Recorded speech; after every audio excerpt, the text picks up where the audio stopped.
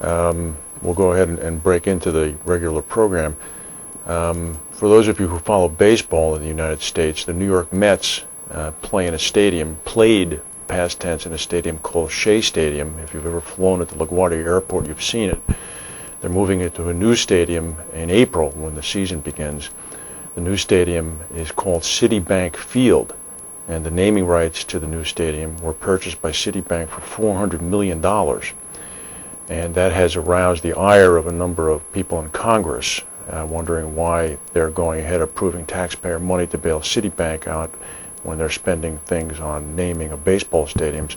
Citibank apparently has begun to investigate whether or not they can pull out of the contract.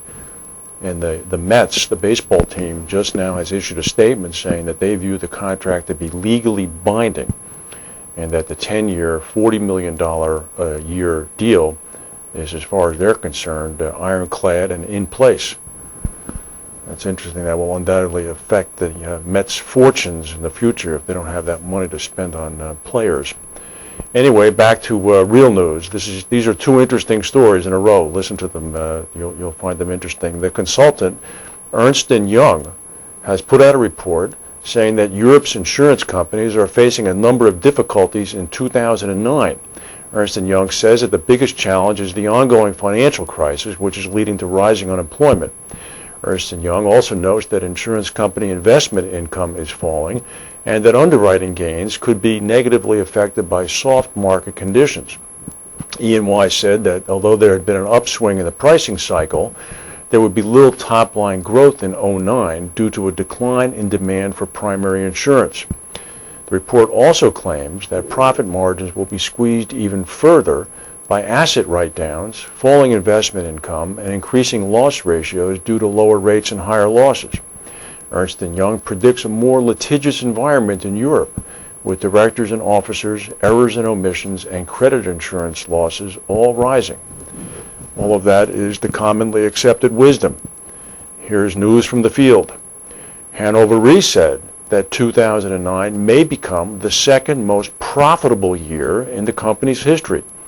As insurers, these are the aforementioned primary insurers cited by E&Y, as insurers hurt by financial market losses turn to reinsurers to help them shoulder risk. Earnings per share at Germany's second biggest reinsurer will probably reach over €5, which could translate into net income of about 771 million US. This is according to CEO Wilhelm Zeller at a press conference in Hanover earlier today. Mr. Zeller said, quote, "The capital lost by insurers as a consequence of the financial market crisis has prompted the expected stronger demand for reinsurance. Rates for CAT reinsurance, protecting insurers from losses over a predefined limit, rose by about 10% in January, the main renewal time. The company had said back in November that it will no longer be affected by any stock market volatility after scaling back its equity portfolio." Hannover Re said Zeller aimed for a return on equity of more than 15% in 2009, and he said that the measure of profitability should be in the range of 15 to 20% when earnings from recent acquisitions are included. So what's sauce for the goose is sauce for the gander, or something like that. We have some profit reports coming in. Lloyd's reinsurer Hardy has issued a bullish trading statement. This is from the Insurance Insider about prospects for 2009, whilst informing investors that its full year 2008 results will be ahead of market expectations with profit before tax of at least £22 million. This is as a result of lower estimates from Hurricane Ike, weaker sterling, and get this, stronger investment returns.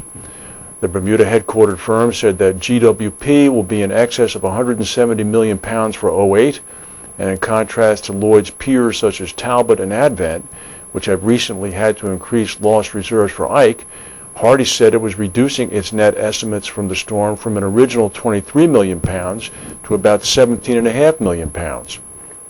The firm's investment performance also shone, as Hardy's reported a yield of 5.2% on its investment portfolio for all of 2008.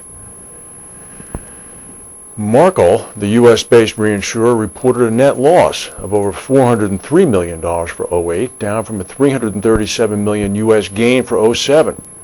Investment losses for the year jumped to $407 million, down from a gain of about $60 million in 07.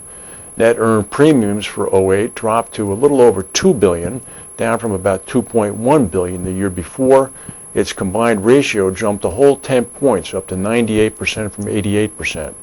Merkel blamed about $95 million of losses from Hurricanes Ike and Gustav. And Partner Re, the Bermuda-based reinsurer, reported full-year net income of $46.6 million for 08, which is significantly down from the net income of $717 million for 07. This was mainly due to net realized and unrealized losses on investments of $453 million. Commenting on the 08 results, Partner Re CEO Patrick Thiel said 2008 was an extraordinary year on two fronts. The year was highlighted by the worst global financial crisis we've experienced in recent history, and it was the third worst year in recorded history for natural catastrophes. The group's combined non-life ratio shot up to 94.1% from 80.4% the year before. If you're somebody who sort of follows the military, you've heard from time to time about the French aircraft carrier, the Clemenceau, named after the great premier of France during World War I. Here's a picture of the Clemenceau in its better days. We have a picture of the Clemenceau as it appears now. There's the Clemenceau now. Here's the story. This is from the Agence France Presse. An asbestos-tainted French aircraft carrier is due to leave France today. It's heading to northern England, where it's going to be broken up. The Clemenceau, former pride of the French Navy, is now known simply as Hull Q790. It will leave the northwestern naval port of Brest and head to England. It will be handed over to a British tug, which will then tow it as far as Hartlepool up in the northeastern part of the UK. It will be then dismantled by the shipbreaker Able UK Inc. The journey is expected to last 4 days. The hull, the aircraft carrier, or what's left of it, has spent the last 5 years being towed around the world as officials sought to dispose of its toxic hull, which is filled with asbestos. In 2006, the Clemenceau was towed from France to India to be broken up in the giant Alang shipbreaking yard. It was turned away from there after environmentalists warned it would endanger the lives of Indian scrapyard workers. A French court yesterday rejected an attempt by a Brittany environmental group to block the vessel's transfer to England and permitted the ship to be towed out. UK environmentalists have also raised the alarm over whether the arrival of the ship, which contains some 700 metric tons of asbestos, would cause damage to the workers, but they too were unable to block its transfer. Could we have a picture of the Clemenceau again in its better days? This at one time was the pride of the French fleet. It's now being dragged somewhere up the English Channel to northeastern England, where it's going to be destroyed and severed piecemeal by British shipyard workers, and then have the asbestos disposed of in a safe manner. An end to all things. If we have any other breaking news, we'll come back and tell you the stock market's up about 34 points, and if not, we'll see you tomorrow.